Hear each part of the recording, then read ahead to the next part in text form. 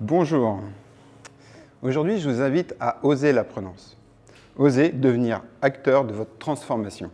Je suis Gilles Leroy, j'ai 45 ans, je suis éclaireur en dynamique apprenante et je crois en la force du partage, de l'écoute et de l'entraide. Je suis convaincu que chaque acteur, chaque individu peut être acteur de sa transformation.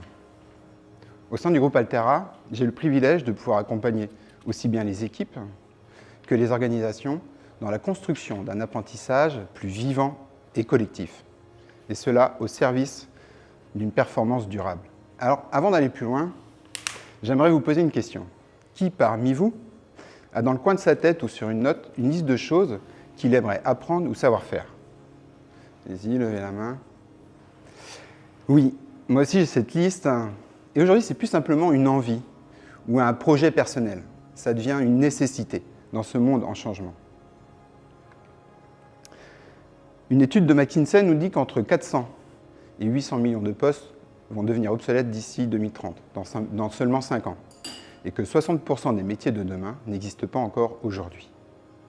Et selon une étude de l'OCDE, la durée de vie d'une compétence est passée de 30 ans en 1987 à seulement 2 ans aujourd'hui. Alors, ça va très vite.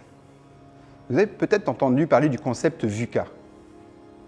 Volatile, incertain, complexe et ambigu. Aujourd'hui, on parle même de l'acronyme BANI. Un monde fragile, où tout peut casser à tout moment. Un monde anxieux, qui génère du stress et de l'incertitude. Un monde non linéaire, où les causes à effet ne se suivent plus. Et un monde incompréhensible, où les solutions d'hier ne fonctionnent plus aujourd'hui. Et ce monde qui s'emballe a des impacts sur nous tous, à commencer par l'obsolescence des compétences. Je vous ai dit qu'elle est passée seulement à 2 ans. On parle surtout des compétences techniques, mais pas que. Ça vient percuter nos schémas mentaux, nos croyances, mais également notre place dans la société. Il y a également les budgets formation qui sont en chute libre. Les entreprises doivent faire plus avec moins de budget. Tout ça dans un monde en cherche de quête. Nous avons tous envie de plus de sens. Et nous cherchons plus seulement à travailler pour travailler, mais nous cherchons en fait une raison d'être, du bien-être dans ce que l'on fait, dans ce que l'on vit. Alors la question est là. Comment évoluer dans ce monde en perpétuelle évolution? Comment apprendre et s'adapter pour rester compétitif? Et surtout, comment revoir nos organisations pour qu'elles restent performantes sans pour autant s'épuiser individuellement et collectivement? Le défi, il est vraiment immense, mais il est bien là devant nous. Il nous offre la possibilité de revoir nos entreprises, de repenser le travail, de retrouver du sens dans ce que l'on fait, mais également de réinventer le collectif, l'esprit d'équipe. Et si on faisait un choix audacieux d'arrêter de subir le changement, mais d'être acteur de notre transformation? C'est l'invitation de ce soir. Alors chez Altera, on a ressenti ces bouleversements et on a choisi de penser autrement, de revoir notre organisation, de redonner plus de place aux collaborateurs, avec plus d'autonomie, mais également plus de bien-être, et également d'apporter plus de collectif et d'entraide. Ceci venant totalement s'inscrire dans notre stratégie d'entreprise qu'on avait créée quelques années auparavant, où l'idée c'est que notre collaborateur ne soit plus seul en mission, mais qu'il puisse bénéficier d'un collectif. Un collectif où il peut partager ses compétences, partager ses expériences, mais également y trouver du soutien pour réaliser ses missions, pour réaliser ses projets. Et tout ceci pour venir répondre à une performance globale, durable, aussi bien pour le collaborateur que pour l'entreprise et également pour nos clients. Cette réflexion nous a amené à expérimenter un modèle inspiré d'une école finlandaise, la Team Academy. La Team Academy repose sur 3 idées clés. La première, c'est l'apprentissage par l'action. La seconde, c'est le travail en équipe autonome. Et la troisième, c'est le développement du leadership. Alors moi, dans mon parcours scolaire, j'ai été confronté à une approche qui n'était pas la mienne, où la théorie me semblait abstraite, où le par cœur était pour moi en fait une illusion de connaissance. J'avais besoin d'expérimenter, de toucher, de voir, ceci pour m'approprier le savoir. Excusez-moi. Peut-être que ça parle à certains d'entre vous. On m'a appris que pour réussir, il fallait maîtriser la théorie avant de pouvoir pratiquer, qu'il fallait surtout éviter les erreurs et que les erreurs avaient un prix, et qu'il fallait travailler seul, que collaborer, c'était tricher. J'ai intégré ces idées pendant des années, ce qui m'a remis en question sur moi-même, sur ma capacité à apprendre, mais également mon intelligence. Et si j'avais su qu'on pouvait apprendre en expérimentant dès le départ, je crois que j'aurais vraiment kiffé l'école. Alors l'apprenance a été pour moi une vraie révélation. Elle a transformé ma vision de voir l'apprentissage. L'expérience devenait reine, c'était le point de départ de tout apprentissage. L'erreur, elle était naturelle, elle était même essentielle pour pouvoir grandir. Et le collectif, c'était un moteur puissant pour pouvoir grandir tout en étant challengé. Un vrai changement de paradigme. Ceci m'a changé ma manière de voir non seulement l'apprentissage, mais également l'accompagnement des équipes. Alors l'apprenance, qu'est-ce que c'est que l'apprenance? L'apprenance, c'est le fait d'apprendre à apprendre, seul et en collectif. C'est comme une forêt, comme cette forêt. C'est où chaque arbre grandit dans un écosystème, où il doit s'adapter, s'ajuster, se confronter, mais également partager ses ressources avec l'ensemble des autres arbres, formant un ensemble, un collectif, un écosystème.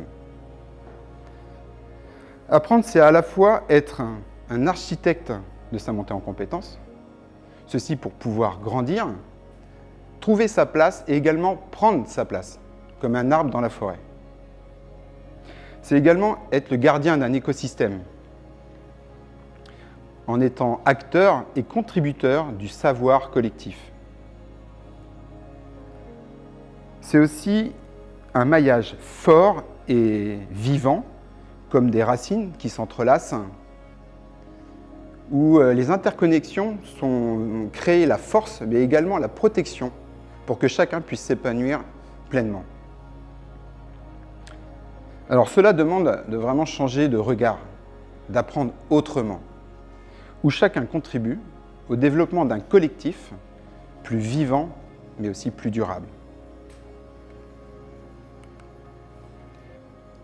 Peter Senge, qui est un expert et un pionnier, un des pionniers en fait en organisation apprenante, met en avant l'importance de l'apprenance face aux changements rapides que l'on vit. Il nous dit « La seule façon durable de rester compétitif est d'apprendre plus vite que la concurrence. » Et si c'était ça le défi de demain? D'apprendre plus vite que la concurrence. Alors pour y parvenir, il y a 5 principes apprenants qui deviennent essentiels pour développer l'apprenance, qui nous montrent un chemin plus efficace, mais également plus audacieux. Pour moi, ces 5 principes sont les clés de l'apprenance, les clés d'un apprentissage autrement. La première, c'est le tout part de soi. C'est être acteur de son apprentissage. C'est être en pleine conscience de son chemin d'apprentissage. Et ceci sans attendre des autres. La seconde, c'est sortir de sa zone de confort. Le troisième, c'est cultiver la posture de l'avocat de l'ange. Et là, l'idée, c'est de ne pas regarder ce qui ne fonctionne pas, mais plutôt de regarder ce qui fonctionne bien, regarder le côté positif des choses, soutenir l'expérience. Le quatrième, c'est accepter le chaos. Alors c'est vrai que le chaos, c'est quelque chose qu'on essaye d'éviter, qui est plutôt quelque chose de tabou. En apprenance, le chaos, c'est un désordre qui vient secouer les idées, secouer le cadre, également les émotions, mais qui nous permet en fait d'aller chercher notre nous profond, ce que l'on veut vraiment. Le chaos permet de faire émerger de nouvelles idées, des innovations, mais également est un levier extrêmement fort pour la cohésion d'équipe. Le dernier, pas des moindres, le droit à l'erreur. En apprenant, le droit à l'erreur est naturel. Il est une clé d'ajustement qui nous permet réellement de grandir. C'est se donner le droit à l'erreur, mais surtout s'autoriser à accepter de grandir de ses échecs. Il y a un mot qui résume bien l'apprenance, c'est le mot « oser ». Oser expérimenter, ne plus faire pour faire, mais faire pour agir, faire pour grandir. Oser l'inconfort, s'autoriser à se dépasser, à se réinventer, tout en sortant de sa zone de confort, de sa zone de maîtrise. Oser voir le positif, c'est cultiver l'optimisme, même avec les incertitudes. Et le dernier, c'est oser le chaos, oser l'erreur. C'est se donner la liberté d'avancer sans avoir toutes les réponses, et de transformer l'inconnu en un terrain d'expérimentation. Alors avec l'apprenance, chaque pas devient une chance de progresser, chaque situation une opportunité. Ici, il ne s'agit plus de suivre un chemin tout tracé, mais plutôt d'oser créer son propre chemin. Alors si j'avais un mantra à vous proposer, ça serait celui-ci.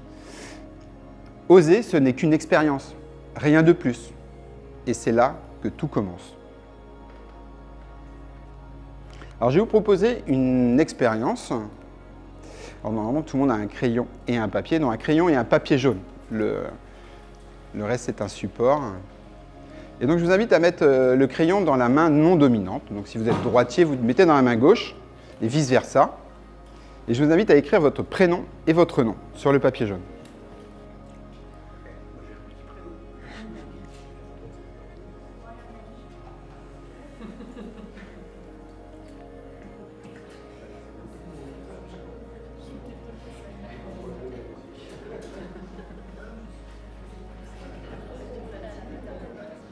C'est bon pour vous? Comment vous vous sentez?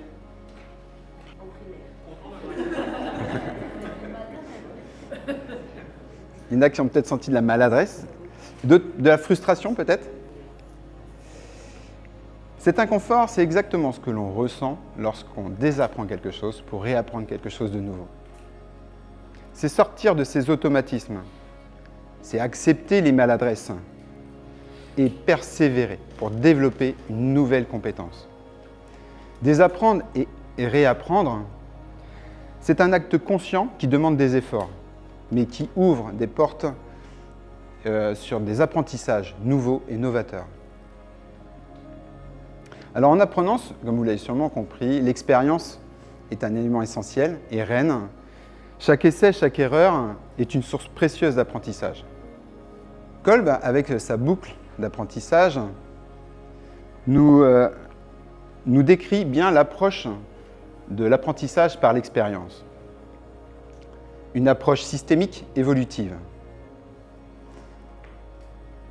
Tout commence par une expérience, une action, quelque chose que l'on a vécu. C'est le point de départ de tout apprentissage. Ensuite, on vient l'analyser, on prend un peu de hauteur, on regarde les faits et on regarde les axes d'amélioration. Ensuite, on vient partager et l'enrichir d'une source extérieure. Ça peut être un collaborateur, ça peut être une équipe, mais également de la théorie. Et riche de tout cet apprentissage, on se projette sur une nouvelle mise en action, une nouvelle expérience. Prenons l'exemple de ce que vous venez de vivre, d'écrire avec votre main non dominante. On pourrait imaginer, vous prenez 5 minutes pour analyser cette expérience. Qu'est-ce qui s'est bien passé? Qu'est-ce qui s'est moins bien passé? Qu'est-ce que j'ai appris de cette expérience? Et surtout, si j'avais à le refaire, qu'est-ce que je changerais? Qu'est-ce que je modifierais? Ensuite, vous pourriez partager avec votre voisin de gauche, voisin de droite, sur cette expérience et cette analyse. Regardez les regards, comment lui il l'a vécu, ce qu'il a analysé, ses axes d'amélioration. Et riche de tout ça, vous pourrez peut-être vous projeter demain matin sur une nouvelle expérience. D'écrire avec votre main non dominante. Ce que nous enseigne Kolb, c'est que chaque expérience est un terrain d'expérimentation. Que l'analyse et le partage et l'enrichissement sont les leviers clés pour pouvoir progresser. En apprenance, le fait de s'engager, l'idée, c'est de s'engager dans une démarche systémique et continue qui nous permet de grandir aussi bien individuellement que collectivement. Alors, les neurosciences nous montrent que l'apprentissage par l'expérience est puissant. Une étude de l'Université de Californie nous dit que le cerveau réagit 5 fois plus fortement aux informations vécues qu'aux informations observées. Ce qui veut dire qu'après une expérience, vous retenez 80% de l'information et seulement 10 voire 20% si vous l'avez entendu ou lu. L'apprenance nous invite à passer à un apprentissage passif à un apprentissage actif, participatif. Alors de toute cette approche, j'en ai fait une philosophie de vie au quotidien.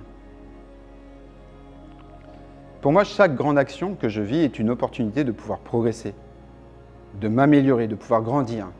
Que ce soit un kick-off, une soutenance, un atelier, ou aujourd'hui même devant vous, tout devient une expérience à part entière. J'avance sans avoir toutes les réponses. Je me lance, j'ose, dans l'inconnu. J'ai appris à ne plus viser la perfection, mais plutôt à apprendre de chaque étape, à chaque expérience, et de pouvoir progresser. Je me suis créé un véritable espace pour l'erreur. J'accueille les critiques, les regards extérieurs, mais également, j'ai mis de côté mes jugements, mes interprétations, mais également mes peurs. C'est pas si facile à chaque fois, mais j'essaye. Je sollicite le regard des autres, un des leviers les plus forts pour moi. Je demande des feedbacks, j'intègre leurs idées et surtout, je transforme leur rapport en apprentissage. Aujourd'hui, chaque interaction, chaque défi devient pour moi en fait une opportunité de pouvoir grandir. Et cela grâce aux autres. Cette philosophie m'a libéré.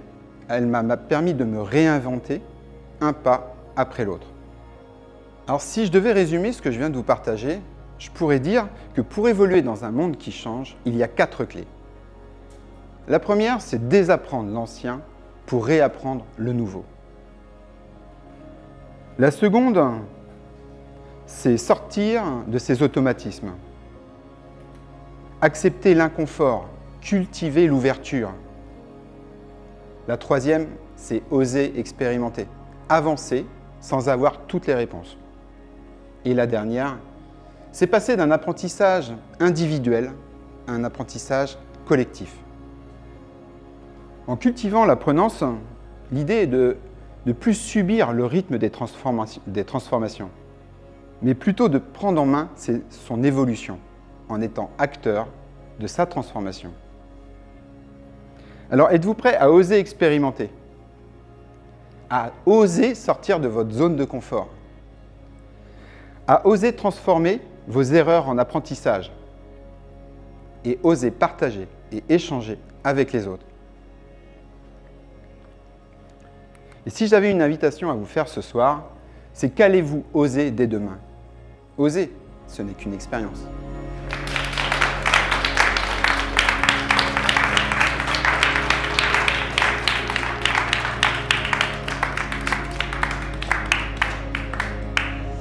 Merci à vous et merci à l'équipe Facilitator Coach.